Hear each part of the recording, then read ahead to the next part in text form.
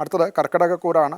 പുണർത്തിൻ്റെ അവസാനത്തെ പാദവും പൂയവും ആയില്യവും ചേർന്നതാണ് കർക്കിടകക്കൂറ്.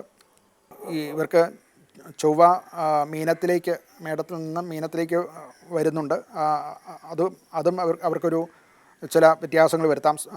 ധൈര്യം, അതുപോലെ യാത്രകൾ ചെയ്യേണ്ടി വരിക, ധൈര്യത്തോടെ പ്രവർത്തിക്കേണ്ട അവസരങ്ങളുണ്ടാവുക, ഇതൊക്കെ ഇവർക്ക് കർക്കിടകക്കൂറുകാർക്ക് പ്രത്യേകമായിട്ട് പറയാവുന്നതാണ്. വിദേശവുമായിട്ട് ബന്ധപ്പെട്ട ചില ജോലികൾ അവർ പ്രതീക്ഷിച്ചിരിക്കുന്നവരാണെങ്കിൽ അത് കിട്ടാൻ സാധ്യതയുണ്ട്. അഥവാ അതിലേക്ക് ശ്രമിക്കുകയോ അതുകൊണ്ട് ചില ഐശ്വര്യങ്ങൾ ഉണ്ടാവുകയോ ഒക്കെ ചെയ്യാം. ജോലി സംബന്ധമായിട്ട് പറഞ്ഞാൽ ധനപരമായിട്ട് അവർക്ക് കുറച്ച് അനുകൂലമല്ലാത്ത കാലമാണ്. നിക്ഷേപങ്ങളിലും മറ്റുമൊക്കെ സൂക്ഷിച്ച് ചെയ്തില്ല എന്നുണ്ടെങ്കിൽ ചില നഷ്ടങ്ങൾ സംഭവിക്കാവുന്നതാണ്. അതുകൊണ്ട് നിക്ഷേപങ്ങളൊക്കെ ചെയ്യുമ്പോൾ അത് ആലോചിച്ച് മാത്രം ചെയ്യുക. കുടുംബത്തിൽ ഐക്യത്തോടു കൂടി തന്നെ തുടരും. പ്രത്യേകിച്ച് ഗുരു അഥവാ കാരണവന്മാർ അങ്ങനെയുള്ളവരുമായിട്ട് നല്ല ഒരു ബന്ധം ഉണ്ടാകാൻ സാധ്യതയുണ്ട്.